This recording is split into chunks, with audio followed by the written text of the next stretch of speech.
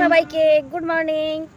দেখো আমি সকালবেলা এসেছি, আমি লাগিয়েছিলাম, মূলো লাগিয়েছিলাম। মানে আগের বছর যে গাছ লাগিয়েছিলাম মূলোর জন্য বীজটা কিনে নিয়ে এসেছিলাম, সেই গাছের বীজ রেখেছিলাম, সেই বীজ থেকে গাছ লাগিয়েছি এবছর। তো বলছিল যে মূলো হবে না, একটা দুটো দেখছি মূলো হয়েছে, আর বাকিগুলো দেখতে পাচ্ছি না যে হয়েছে, আর হওয়ারও কোনো সম্ভাবনা নেই। তার জন্য ভাবলাম তুলে ফেলি, তো সেটা তুলতে এসেছি, তার তোমাদেরকে দেখাচ্ছি। এই দেখো, এই যে হচ্ছে এখান দিয়ে, কিন্তু দেখো এই গাছটা দেখো মূল হচ্ছে, দেখেছ? যাই হোক, অনেকেই বলেছিল যে গাছ মানে আগেরবার যখন লাগিয়েছিলাম যে বীজটা রেখেছিলাম তখন অনেকেই বলছিল যে হবে না, মূলো হবে না। ঠিক আছে, মূলো না হোক, গাছ তো শাক তো হয়েছে, তো সেটাই এখন তুলবো, আজকে রান্না করবো ওটা। এখানে পালং শাকও লাগানো আছে।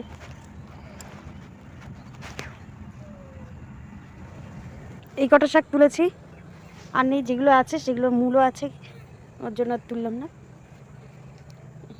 তাহলে এগুলো এখন পরিষ্কার করে ধুতে হবে।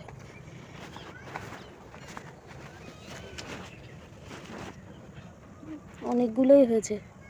তো আমার শাকগুলো ধোয়া হয়ে গেছে, এখন আমি এগুলো নিয়ে ঘরে যাব, ঘরে গিয়ে এটাকে ভাজা করব। তো কী কী দিচ্ছি, ঠিক আছে, সেটাও তোমাদের সঙ্গে শেয়ার করবো। তো আমি এটাকে ভাজার জন্য দিয়েছি কালো জিরে, রসুন আর একটা গোটা কাঁচা লঙ্কা, ব্যাস এটা দিয়েই রান্না করব। হলুদ দিইনি, লবণ দিয়ে এটাকে ভাজা করেছি। এটা গন্ধ বেরিয়েছিল না, ভীষণ সুন্দর, আর এত ভালো লেগেছে, যেহেতু কোনো সার দেওয়া হয়নি, সার ছাড়া, তো দারুণ লেগেছিলো খেতে।